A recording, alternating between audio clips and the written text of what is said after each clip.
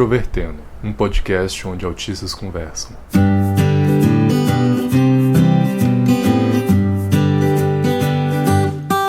Olá para você que escuta o podcast Introvertendo e o nosso retorno triunfal após um mês de pausa. Meu nome é Thiago Abreu e aqui nós reunimos geralmente pessoas diagnosticadas com autismo para poder falar não só sobre autismo, mas também temas relacionados à cultura e sociedade. E hoje, semelhantemente ao que fizemos no episódio 49 sobre mães diagnosticadas com autismo, agora nós também temos um episódio de pais autistas em comemoração ao Dia dos Pais. E eu estou com dois convidados que se encaixam no tema e eles vão se apresentar para vocês. Eu sou o Cristiano, sou aqui do Distrito Federal, diagnosticado com autismo, tendo um filho com 4 anos também com autismo. Olá pessoal, eu sou o Fábio, 39 anos, aqui de Curitiba.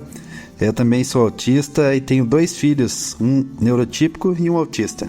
E se você quiser acompanhar o Introvertendo, é só você encontrar a gente no nosso site, que é introvertendo.com.br. Nós temos também as nossas redes sociais, como a nossa página no Facebook, Twitter e Instagram. É só procurar por Introvertendo nessas redes sociais. O nosso podcast pode ser ouvido em diferentes lugares. Nós estamos no Spotify, no Cashbox, no Google Podcasts, no Apple Podcasts, nessas diferentes plataformas e também num canal no YouTube chamado Introvertendo. Lá no YouTube você encontra, além da versão padrão do episódio, uma versão sem músicas de fundo para quem tem sensibilidade auditiva. Nas terças-feiras lá nós liberamos vídeos para discutir temas também relacionados ao autismo. E se você ouve o Introvertendo e quer conversar mais diretamente com a gente ou fazer críticas, opiniões, envie um e-mail pra gente usando o ouvinte@introvertendo.com.br, faça seu feedback, comente os nossos episódios. Se você quiser fazer um contato com a gente mais direto por vias institucionais para falar de temas que não são diretamente relacionados aos episódios, é só você enviar uma mensagem para contato@introvertendo.com.br. E agora a gente também tem um fórum, um espaço onde o pessoal pode discutir temas relacionados ao autismo ou às suas vidas pessoais, relativamente seguro, moderado, organizado. E se você se interessar, é só você procurar por forum.introvertendo.com.br. Para finalizar essa sessão de recados, também queria dizer que a gente está no Padrim e no PicPay. Se você quiser apoiar o Introvertendo financeiramente e ajudar que o nosso podcast continue a existir, procure a gente lá, vê as categorias, as recompensas, faça parte desse projeto. Na história do autismo, de uma forma geral, nós tivemos, ao longo de muitas décadas, um ativismo exercido por pais de autistas. Até nós chegarmos em um certo momento que ainda é incipiente falar de pais que têm filhos autistas, mas que também são autistas. E vocês se encaixam, de certa forma, nessa categoria. Só que antes de falar de vocês, eu queria que vocês falassem um pouco sobre os filhos de vocês e como eles chegaram ao diagnóstico. O Joaquim, ele chegou no diagnóstico numa consulta no posto de saúde aqui no Gama, aqui no Distrito Federal, que o médico viu que ele era muito nervoso, muito imperativo, e ele diagnosticou ele como hiperativo e passou para a neuropediatra para ver essa questão. E com a neuropediatra fez todos os exames, perguntou algumas coisas para nós. Assim, ela falou: não, seu filho tem autismo. E na rede pública ela não fala assim: olha, seu filho tem autismo e com o tratamento ele pode ser assim, assim, assim. Não, ele só fala: olha, seu filho tem autismo e ele vai ser uma criança eterna. Então foi meio que um choque aqui em casa. Mas agora tá bem tranquilo, particularmente, depois de 2 anos. Ele tem quantos anos atualmente? 4 anos. Ele foi diagnosticado com 2 anos. No caso do meu filho Breno, foi um pouco diferente. Ele passou por todo aquele processo, aquela saga do diagnóstico, por ser um caso leve. Então, desde pequeno, desde os 2 anos de idade, ele teve atraso de fala, atraso motor. E nós levamos ele na época nos médicos. Levamos ele na época para fazer avaliações e acabaram que não tinha uma opinião muito especializada sobre o assunto e foi passando o tempo. E quando ele começou na escola, começaram a aumentar as dificuldades e, na verdade, ele foi diagnosticado já com 11 anos de idade. Quando consegui, finalmente, uma clínica especializada em autismo. E aí entra um pouco a minha história também. Por eu ser autista, a psicóloga na época que estava avaliando ele, eu acabei me julgando um pouco assim, como que eu não percebia os sinais nele e tal. E foi quando ela falou que, de fato, pra mim era mais difícil perceber mesmo, porque tudo que ele fazia pra mim era muito comum, né? Então acabou que eu acabei não percebendo os sinais nele por achar que as coisas eram muito comuns. Pra mim era comum o que ele fazia, eu não tinha estranhamento. Talvez até a mãe dele tinha um estranhamento maior e auxiliou um pouco nessa busca aí. Mas ele foi diagnosticado tardiamente. Hoje ele tá com 13, vai fazer 14 já, e foi diagnosticado aos 11 anos de idade apenas. Fábio, né? Isso. Eu sinto a sua dor, eu sei a sua dor. Comigo foi bem semelhante. O Joaquim também tem atraso na fala e eu falava, não, eu comecei a falar com 5 anos. Então é normal ele não falar nessa idade. Ele é um pouco antissocial. É normal, eu na cidade também era normal. Então é bem semelhante. Eu fui diagnosticado também conversando com a neuropedagógica, que ela viu uns traços em mim e falou, não, peraí, deixa eu fazer uns exames contigo também para ver que talvez você também tenha autismo. Então, no caso de vocês dois, o diagnóstico veio na mesma época que os filhos de vocês ou algum antecedeu o outro? Não, o meu foi junto com o filho, junto com o Joaquim. Comigo, na verdade, quando eu tinha 20 e poucos anos, já fui num psicólogo e comentou sobre isso, assim, uma possibilidade. Mas você veja, já tô com 39, então naquela época nem se falava em autismo e eu mesmo acabei por ignorar.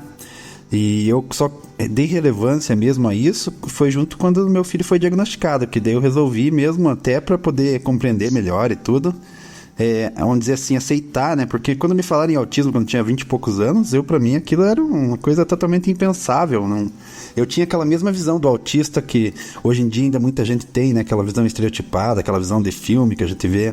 Então na época eu continuei convivendo e não dei nem muita atenção.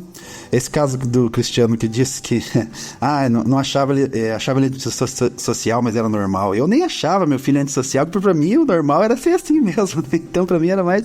Eu não via, né? Nunca vi ele antissocial. Pra mim ele era simplesmente parecido comigo. E tá tudo certo. E isso é curioso pra gente pensar o quanto que às vezes é difícil você entender o autismo, mesmo você sendo né? Assim, é uma condição às vezes tão complexa e que às vezes se manifesta de uma forma tão singular em um indivíduo que pra você enxergar características no outro é um pouco complicado, né? E a importância dos pais, principalmente, e eu falo como pai e como autista, é de estudar mesmo sobre o autismo para poder compreender o filho, porque como você disse, é muito complicado entender.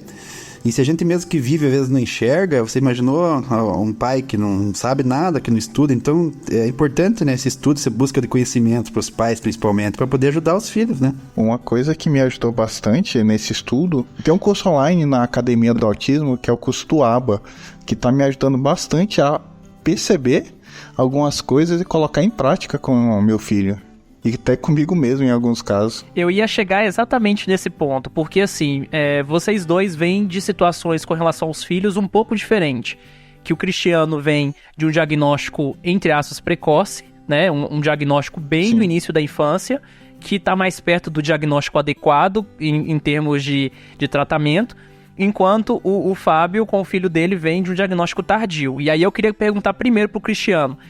Quais são as intervenções, quais são os tratamentos que o seu filho faz e aquilo que tem dado certo com ele nesse aspecto? O primeiro mesmo foi a estimulação precoce, né, na rede pública aqui no Gama, aqui no GDF. Ele fez os 2 anos na estimulação precoce, que ajudou bastante. Aí quando saiu já foi na fonoaudióloga, na psicóloga também, numa associação que tem aqui no Gama, que ajudou bastante. E hoje ele está estudando numa escola normal, escola classe, numa turma reduzida, só com 2 alunos. O outro aluno também autista. E isso tem melhorado ele bastante. Nas próximas semanas ele já vai fazer a terapia ocupacional de alguns detalhes. Isso tem acontecido cedo, foi muito bom. Assim, questão do acompanhamento. Acompanhamento da neuro também, que ela fez o exame do Bera, a otoacústica. Pra mim e pra minha esposa foi ótima essa questão, assim, de ver antes com 2 anos. Fábio, e com relação a você e o seu filho, como você falou que ele vem de um histórico de diagnóstico tardio, o que você percebe que pode ter sido prejudicado a ele por conta desse diagnóstico tardio? No caso dele, eu acho que teve muito prejuízo na parte social mesmo, escolar. Você vê, ele não tem amiguinhos, ele não tem uma vida social muito ativa, que é coisa que já se perdeu, assim, né? Mas mesmo assim o diagnóstico, mesmo sendo tardio, foi uma mudança da água para o vinho. Ajudou até a dar um direcionamento para ele. Quando mudou para a quinta série, que começa a ter vários professores, foi onde veio a maior dificuldade. Ele também ativa mais a socialização na escola, e é onde ele não se enquadrava mais mesmo. Começou a ficar bem mais evidente. E com a intervenção, hoje em dia ele faz acompanhamento com psicopedagoga e com a psicóloga mesmo. Muda muito, é essencial para desenvolver. Até ele mudou de colégio por causa disso. Foi para um colégio que tem uma inclusão melhor. Então a intervenção muda muito, mesmo sendo tardia. Já faz 2 anos que ele está nessa, toda semana, terapias e mais terapias. Mas muda muito. O social dele, ele não conseguiu ainda melhorar muito a parte dele, porque já tinha muita parte que era incrustada, né, na personalidade dele. Por isso da intervenção precoce fica melhor, obviamente. Mas em questão escolar, em questão de convívio mesmo, ele está melhorando muito, né? E nesses 2 anos. Com terapias toda semana, é intenso. Mas tem coisas ali que é difícil recuperar por ser começar com 11 anos, né? Onde já devia estar um social bem ativo, né? Então isso ele ainda não consegue executar bem, né? Não vai em festinha, não sai com os colegas, aquela coisa. Ele é bem isolado, assim, né? Mas a gente tá trabalhando nisso. Vocês falaram bastante sobre tratamentos. E eu queria perguntar para vocês uma questão muito importante que eu vejo quando se trata de comunidade do autismo, é que tratamentos relacionados ao autismo envolvem multiprofissionais e eles são caros, né? Eles são muito custosos e tem muitos pais que não têm condições para poder pagar esses tratamentos. Aí eu queria perguntar para vocês dependem muito da rede pública ou vocês têm renda o suficiente para dar conta disso? Eu, no meu caso, assim, eu dependo bastante, assim, eu tô correndo bastante atrás dos auxílios dele, né? Da Previdência Social, essas coisas. Mas, como eu falei, aqui no Gama tem uma associação, a Associação Tudo Azul, o ATA, que no caso faz essas consultas bem mais baratas. Por exemplo, consultas que seriam um absurdo de caro, aqui na associação sai 150, sai 140, assim, por mês. Então fica bem tranquilo nisso. Mas se fosse na rede particular, eu acho que o Joaquim estaria bem um pouco mais atrasado, porque ou eu faria uma ou outra, né? Não faria os 2 juntos. No meu caso aqui, já a parte mais complicada, de fato, é essa parte monetária mesmo, porque a rede pública aqui é difícil o acesso, então nem posso julgar a qualidade, né, da rede pública, porque o acesso é difícil. Então quando você tem um acesso complicado, já complica tudo. Então eu faço com ele numa clínica especializada, mas particular mesmo. Claro que eles fazem um preço mais amigável, um pacote melhor, mas é a parte mais complicada, né? Porque você percebe, a partir do momento que começa com as terapias e tal, que não tem como ficar sem mesmo. Então a gente tem que, aquela coisa, a gente tem que se virar e ajuda dos avós e tal, e poder dar conta. Mas no meu caso tá sendo pago mesmo, no particular. Eu queria perguntar ao Cristiano, agora mais especificamente, porque ele disse que estava estudando análise do comportamento aplicada, né, que é o famoso ABA. E o ABA, ele é um tema considerado controverso entre alguns grupos de autismo relacionados a autistas mesmo, não necessariamente pais, né? O ABA, ele é largamente aceito no mundo inteiro como ensino mesmo, né, em vários aspectos. Mas aí eu queria te perguntar, assim, você já verificou algum tipo de resistência por parte de outros autistas pelo fato de você trabalhar ABA com seu filho? Não, até hoje não. Mas quando eu falo assim, por exemplo, no meu serviço, com um grupo de amigos, ele fala: mas eu já estudei que esse sistema é furado. Eu já vi que isso aí não dá certo. Eu falo: não, dá certo. Com meu filho dá certo. Toda vez a questão alimentar dele, de tudo que ele faz, que quando eu aplico as técnicas de lá, dá certo. Aí eles ficam meio com o nariz torto, mas depois aceitam, né? Mas questão do mundo do autismo mesmo, de outros autistas, eu não enfrentei ainda nenhum preconceito ainda não, e nenhuma crítica. Mas nessa associação mesmo, eles já fizeram uma introdução do ABA para trabalhar com os filhos. Eles fazem palestras mensais que nenhuma dessas falou disso, até que foi onde eu fiquei sabendo e corri atrás para saber mais. Eu vejo muito isso também, Mas é que mesmo dentro do ABA, aí o Cristiano que estuda pode dizer, claro que tem profissionais e profissionais que aplicam, e às vezes as pessoas aplicam, porque eu tenho um engajamento maior, tem até uma página aí no Instagram aí, então eu converso com pais, converso com autistas, e eu vejo os dois lados, e eu como pai e como autista, então eu vejo muito essa confusão, essa briga, porque tem profissionais que falam que aplicam a aba e chega lá e quer inibir comportamentos que não são prejudiciais para o autista, então isso dá muita briga. Isso aí já vai direto ao contrário, ao princípio do aba mesmo. Então, mas tem gente que fala que a aba é isso, que daí quer diminuir os stings e quer, sabe, aquelas coisas assim, então tem muito disso, de ver gente, o que eu mais recebo pergunta, meu filho fica balançando a mão, como é que eu faço para parar? Daí eu pergunto, mas por que você quer parar? É uma briga muito grande desse povo aí, e daí, só que daí tem outro lado, tem os autistas que repudiam o aba e também não é por esse lado, eu vejo, né? Quando você é só... Eu, por exemplo, quando você é só autista e tal, então você vê certas coisas e você critica logo de cara, talvez. Mas quando você tem um filho e vê que aquilo ajuda teu filho de verdade, você tem um outro olhar sobre aquilo, né? Então não é simplesmente repudiar, né? Porque como Cristiano disse, o aba ajuda muita gente, ajuda os filhos mesmo, né? Olha, depois que eu vi realmente fazer efeito, aí eu sou aba futebol clube. E eu sou sempre a favor do que tem evidência científica, né? Eu fujo dessas coisas que o povo de falácias e tudo mais, né? Cristiano, eu queria te perguntar sobre a associação que você faz parte, que é a Associação Tudo Azul. Primeiro, como é que você conheceu eles e qual é a sua principal participação dentro dessa associação? Conheci ele na estimulação precoce no colégio, né, de ensino especial aqui do Gama. Aí falaram, olha, tem uma associação que ajuda bastante. Aí minha esposa foi lá, fez toda a inscrição e já matriculou ele nas terapias. Eu acompanho realmente só como pai. Toda pessoa da presidência tem filhos autistas. A presidente, por exemplo, tem 2 filhos. E lá também tem uma advogada que tem filhos gêmeos autistas que ajuda nessa questão jurídica, né? De você correr atrás das coisas. Então, lá realmente dá um apoio muito grande. Fábio, você participa de alguma associação, assim, de pais de autistas?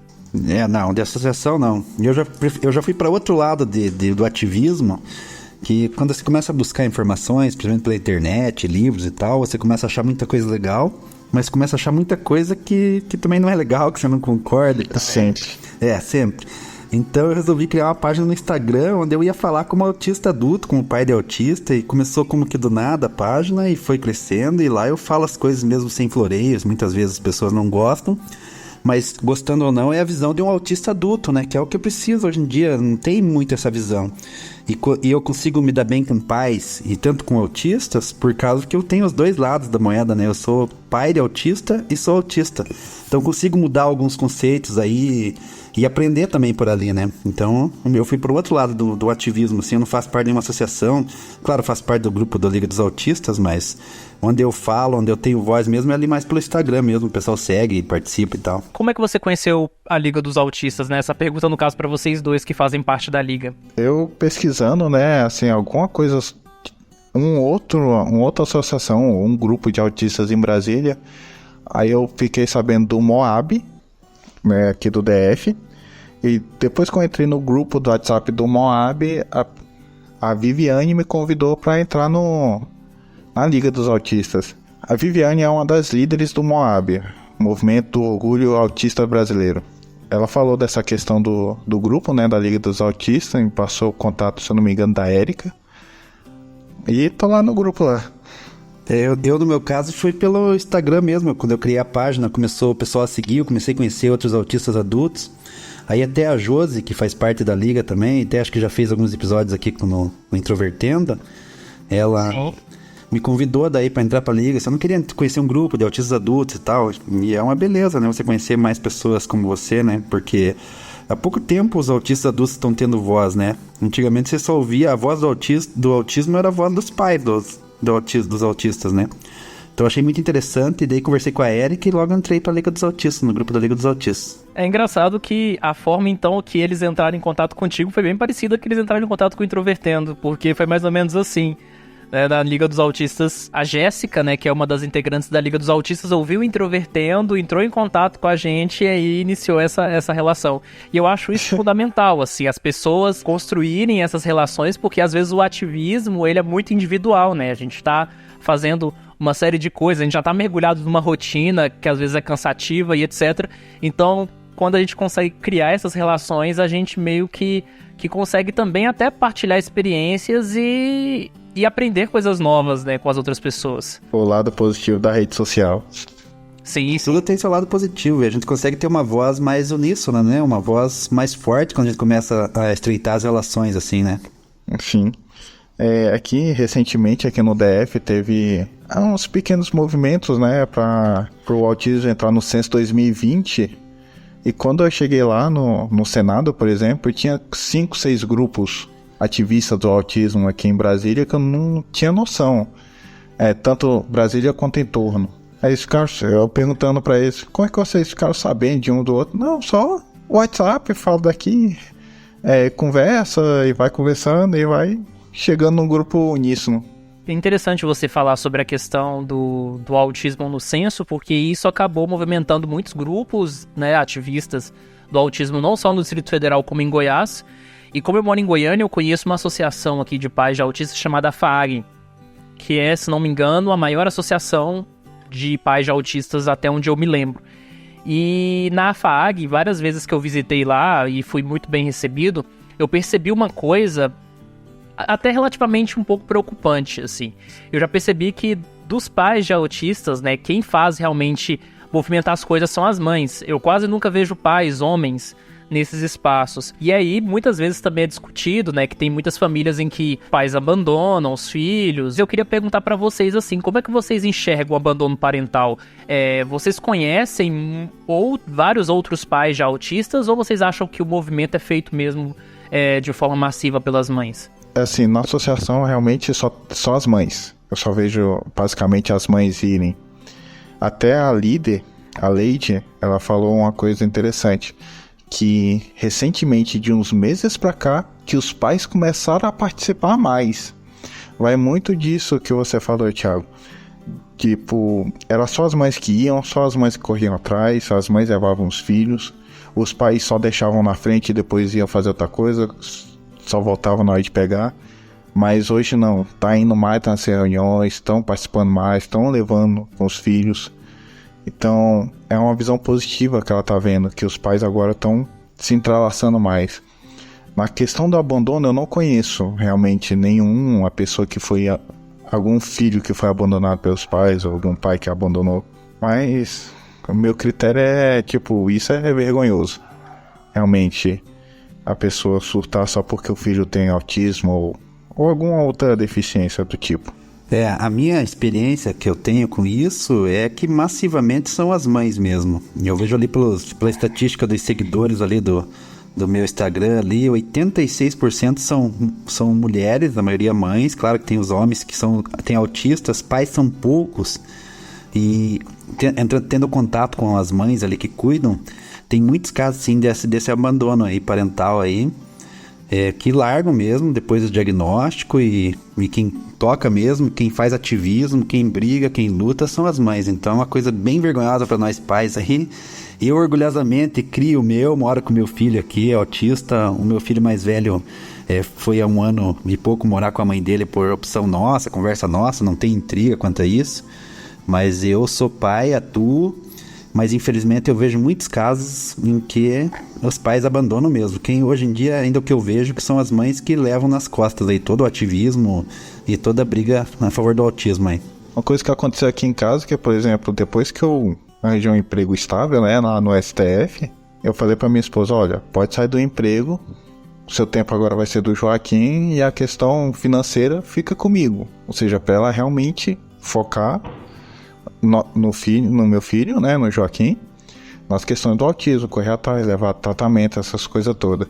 Talvez esse seja um modelo que tenha, né, que é para ser as mulheres serem mais ativas. É uma visão que eu tenho, pelo menos é o que aconteceu aqui em casa. Mas acho que ainda continua sendo a exceção, Cristiano, porque eu vejo e converso com as mães e é abandono mesmo, os pais saem de casa e elas que ficam cuidando mesmo. No teu caso é um acordo e tudo muito certo, né? Você cuida da parte financeira, ela cuida e tal, mas eu vejo muito ainda esse abandono que o Thiago falou e é muito real ainda. Realmente eu não tenho experiência disso, né? Não vi até o momento. É tão, às vezes, assustador que eu também vejo de uma forma muito comum, às vezes em mães, que desenvolvem algum tipo de transtorno por causa da jornada pesada, né, com relação aos filhos. Então, é muito frequente, às vezes, mães de autistas que tenham depressão, que, enfim. Inclusive, uma situação que me chocou bastante ocorreu em 2017. Teve uma audiência pública sobre autismo na Assembleia Legislativa de Goiás. E aí juntaram várias associações, juntaram pais, juntaram até alguns 2 ou 3 autistas, e eu fui convidado para ir nesse evento para poder falar sobre o processo de inclusão de estudantes universitários na UFG. E aí eu lembro que logo no início do evento fizeram uma espécie de denúncia sobre uma situação muito chata que tinha ocorrido, que era de uma mãe que tinha se suicidado junto com a criança, porque não tinha aguentado a pressão, né? Parece que o marido tinha abandonado há um certo tempo, e ela, no ato de desespero, se jogou do apartamento junto com a criança, sabe? E aquilo ali acendeu um start, assim, em mim. E aí, de tempos em tempos, né, isso de 2017 pra cá, eu venho sentindo uma certa preocupação com relação a isso, com a questão emocional. Eu queria saber de vocês, então, com relação a isso, se a própria questão da trajetória, né, de tanto pessoal de vocês com autismo, quanto com relação à questão familiar, se vocês se sentem sobrecarregados, às vezes. Olha, às vezes, acredito que sim. Mas não, acho que tudo se alivia quando eu vejo a melhora dele, quando eu vejo o crescimento dele. Às vezes eu fico pensando assim, putz, esse dinheiro aqui que eu tô pagando o tratamento dele, eu poderia estar investindo em alguma outra coisa pra ele, né? Se ele não tivesse isso. Mas tudo quando eu vejo uma melhora dele, eu falo, não, esquece, tá ótimo. Isso que o Cristiano falou aí é importante, porque no meu caso, eu me sinto sim sobrecarregado às vezes. Mas é como o Cristiano falou, a gente vê uma melhora, a gente se anima e tal. Então acho que o importante de tudo aí é a pessoa saber que é normal a gente cansar, tanto os pais quanto mães. É normal você ter um desânimo de vez em quando, porque parece, quando se fala tanto de pai quanto de mãe autista, é que você tem que ser sempre forte, sempre estar ali pronto para tudo. E a gente não é assim, ninguém é assim. Então, apesar de me sentir sobrecarregado também às vezes, a gente continua, a gente segue, a gente se anima e a gente vê a evolução dos filhos, mas não tem problema em se sentir sobrecarregado e não tem problema em buscar ajuda às vezes, né? Eu sempre falo que pode ser que pais tenham que também buscar ajuda terapêutica, que é uma coisa que não se fala muito, mas não é uma carga fácil, tem sobrecarga sim. E talvez tenha que ser falado mais nisso mesmo, dos pais procurarem ajuda para ter, até para poder apoiar o filho melhor, de uma maneira mais estável, né? Porque de vez em quando a gente tem essa sobrecarga, assim como todo mundo tem, e não é uma vida muito simples, essa correria, essa rotina. No caso da gente que é pai de autista e é autista, a gente tem a nossa rotina que a gente tem que seguir com aquela rigidez e ao mesmo tempo tem que seguir a rotina deles, de terapias. Sim. Então, na verdade, essa sobrecarga existe sim, mas a pessoa tem que entender que também não é nada de outro mundo você ter sobrecarga. Você pode se sentir cansado. Fábio, eu queria te perguntar uma coisa interessante sobre a sua configuração familiar, porque você tem um filho que é autista, mas você tem um filho que é neurotípico. Eu queria te perguntar como é que é a relação entre os dois. Os dois adolescentes agora, né? Um de 16, outro de 13 anos. E, na verdade, eles se dão muito bem, mas muito bem mesmo. Até esses dias conversando com eles e perguntando sobre como eram essas diferenças entre eles, como que eles lidavam com isso. E a resposta que eu tive foi até um pouco surpreendente, porque eles falaram que o único irmão que eles conhecem é um ou outro. Então, para eles, era esse jeito que era ser irmão. Então, eles talvez não sintam tantas dificuldades, como eu às vezes noto, e que para eles a dificuldade que eu noto nem é tão grande assim, porque eles se entendem do jeito deles, né? E a mesma coisa acontece comigo, quando eu perguntei pro meu filho mais velho, que é o neurotípico, como era ter um pai autista, e ele respondeu que o único modelo de pai que ele conhece sou eu, né? Porque eu que sou o pai dele. Então, para ele, o comum era ter um pai autista. Então, acho que nessa parte ficou bem, vamos dizer, tranquila essa relação, assim. Não tem atritos como se espera, às vezes, as pessoas que de fora se espera que tenha muitos atritos por ser um neurotípico e outro autista, que na verdade não há. Há uma aceitação muito grande que é natural, como deveria ser qualquer aceitação da diferença, devia ser natural, né? Mas como crescemos em família, então é uma aceitação muito natural entre eles. Não tem atritos assim, são irmãos bem, com um relacionamento bem comum, assim, vamos dizer. Bem tranquilo. Agora realmente teve tipo uma certa explosão sobre o autismo, de ter reportagem e mais reportagens televisão. E em uma dessas propagandas, o cara olhou pra mim e falou assim: Cristiano, assim, eu não vou falar isso com preconceito, nada. É só realmente questão de dúvida. Você sente, assim, meio que vergonha ou falta do seu filho ser normal, chegar, falar contigo, te abraçar, te olhar no olho, falar papai te amo, essas coisas assim? Falei pra ele, cara, às vezes sim, e muitas vezes não. Porque às vezes sim eu sinto falta, realmente, dele olhar pra mim, for conversar comigo, falar vamos correr, ele corre junto. Mas quando eu vejo ele me olhar, tipo, quando um abraço, pelo menos eu sinto isso, que um abraço autista é um abraço verdadeiro, que ele te aperta bastante. Eu falo, eu esqueço de todos os problemas que eu tenho e é meu filho, eu vou criar e vou ter todo amor por ele, não... e acho bom ele ser autista, assim, particularmente o foco dele. Então respondi pra ele, cara, não sinto falta de meu filho ser normal. Prefiro ele ser autista mesmo, do jeito que ele é, que o abraço dele me conforta bastante. Sensacional. Cristiano e Fábio, muito obrigado por participarem do Introvertendo. Agradeço também à Liga dos Autistas por mais um episódio que é feito em parceria com o pessoal da Liga. E queria que vocês aí falassem, se alguém quiser entrar em contato com vocês, vocês têm algum canal, algum espaço que vocês podem conversar, se algum ouvinte nosso se identificar, tiver filho e for autista também. Então, eu tenho o Instagram lá, o @aspsincero, que é onde eu faço bastante publicações lá, converso bastante, interajo com os seguidores, até tem umas sessões de perguntas e respostas lá que são bastante divertidas e informativas, e procuro ter uma forma bem humorada informar sobre o autismo, conscientizar, e até mesmo o humor é bom porque você pode dar uns puxões de orelha aí no povo que tem certos conceitos. Às vezes com humor você consegue penetrar assim com um humor ácido aí. Então quem quiser seguir, segue lá o Asp Sincero no Instagram, que tem uns conteúdos bem bacanas lá. Eu particularmente eu não tenho nenhuma rede social assim pra gravar, nenhum canal do YouTube, Instagram, que eu não tenho particularmente eu não tenho muita paciência.